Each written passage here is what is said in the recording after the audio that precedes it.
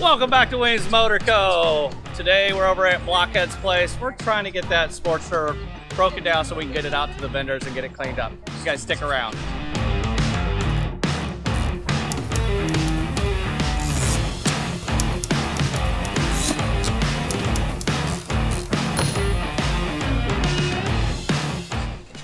you know that? Did you know that? I have no idea, no. All right, so here we are over in the other side of the state of Florida, hanging out with Blockhead. Almost, yeah. And getting this Sportster engine parts. Chris did an amazing job all by himself, laboring so hard to get this 1975. He opened so many jars of pickles in this episode. Yeah, he did so much. If you guys want to see the breakdown video, make sure you jump on Blockhead's channel and check out that whole process. It was a fun one. A lot of fun. Not really. But we're going to pick up the parts. We're going to take this stuff over to our neck of the woods on the other side of the state of Florida, get it cleaned up so you guys can see how you get your crusty old motorcycle parts to look like they're brand new. So that's what we're going to do. We're going to load these parts up, get out of these guys' hair, and go make these parts look good. You guys stick around.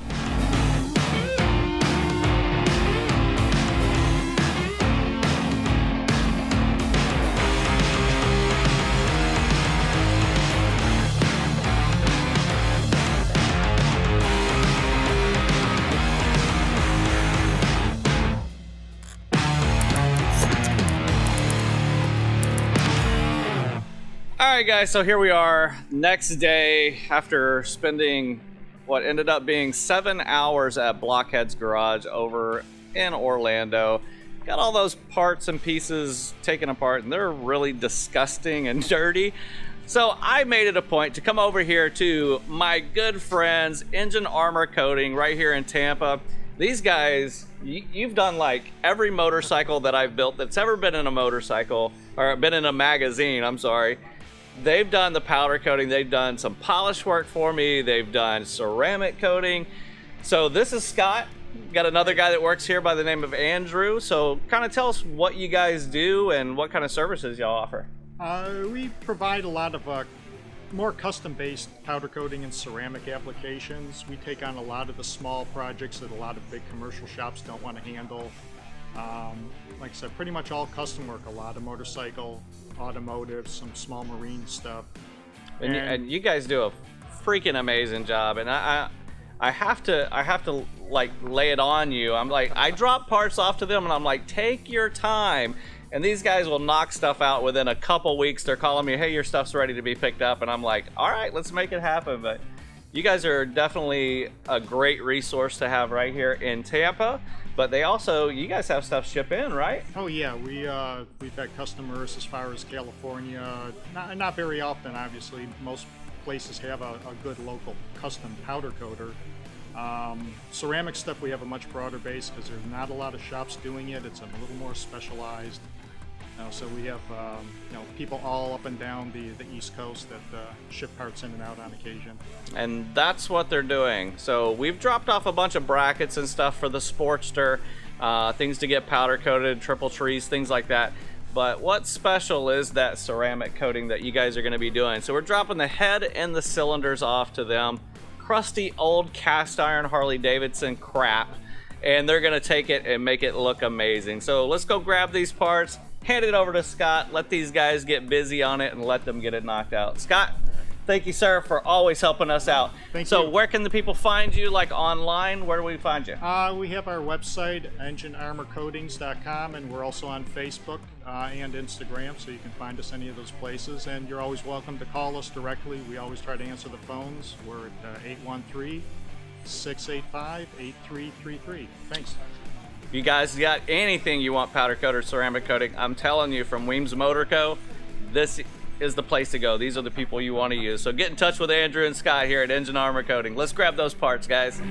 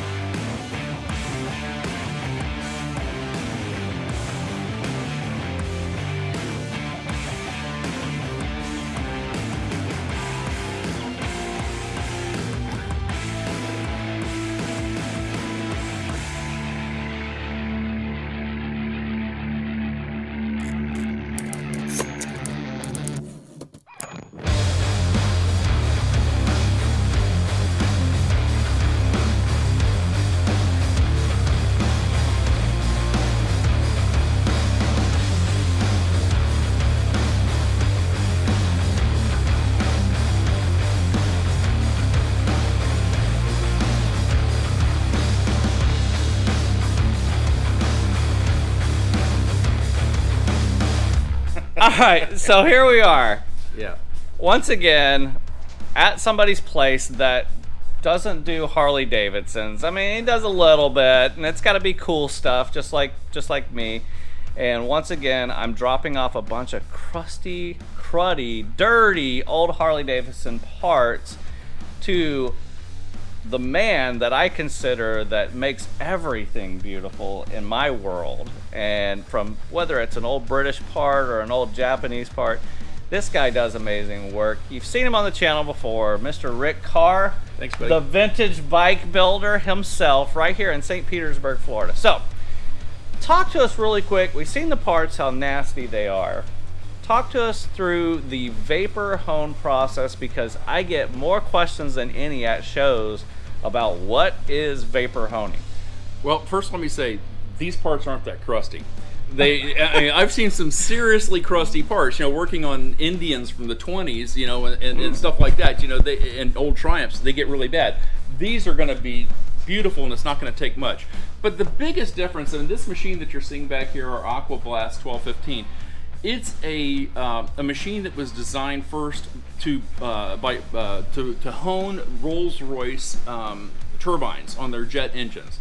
And Vixen Bougie, huh? Yeah, exactly. And it was designed in the late 50s, early 60s, I believe. When they first started working on these jet engines, they needed a process to hone these engines. Mm-hmm. Well, people decided that, hey, this is going to be a credible way to clean. And what builders found over the years, you know, when I was a young guy, we used to take engines out and we would bead blast them. Yeah. And we'd bead blast a case. Mm-hmm. And then the engine would die.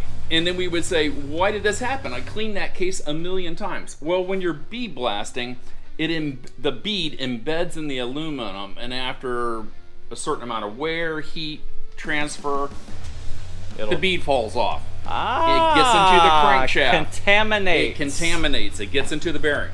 Gotcha. When you're blasting with a vapor blaster, it's got a high pressure water and air slurry that comes out of the hose at, in my case of mine, about 180 pounds, and 140 to 180 pounds. And it basically will put the original finish. If I'm using like a burnishing style bead in there, very, very tiny micro bead, it will give me the original factory finish, just like it just came out of the cast. And, Nice. and it's just really beautiful, especially on Japanese bikes. It's just really phenomenal. Because Japanese did that a lot. I mean, you look at this Yamaha. This is what the factory finish looked like right there. When that came out of the factory, that's what it done. And this is the only way I found to do this in 50 years of restoring motorcycles. So it's my most precious tool.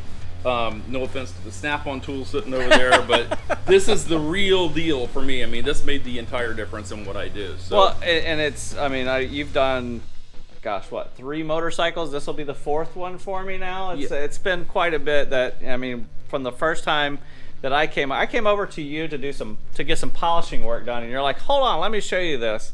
And it completely changed the way that I really look at building motorcycles. Me too. I mean, it did the same thing that it did for you to me. When I first saw one, I bought a Honda CB450 case from a guy, a used case, and he sent it to me, and I called the guy and I said, hey, wait a second, you made a mistake. You sent me an NOS case. And he goes, take another look at that case. It's got a serial number on it. It's got, it's a used case. And I looked at it, and it was beautiful. And I said, how did you do this? He said, I have a vapor hone. And he goes, it's a $20,000 machine, blah, blah, blah. And I thought, I'm never going to be able to afford one of those.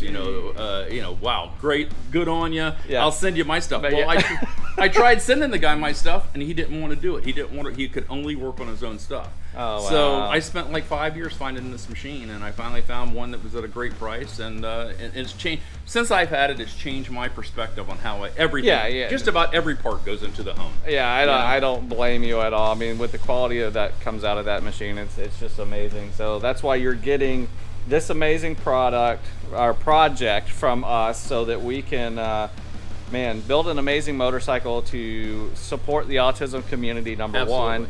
And number 2, whoever wins this motorcycle, I mean, you guys have seen all of the sponsors and the vendors and everything that's going into this project. You're getting something that's very precious. So it's going to be an amazing project.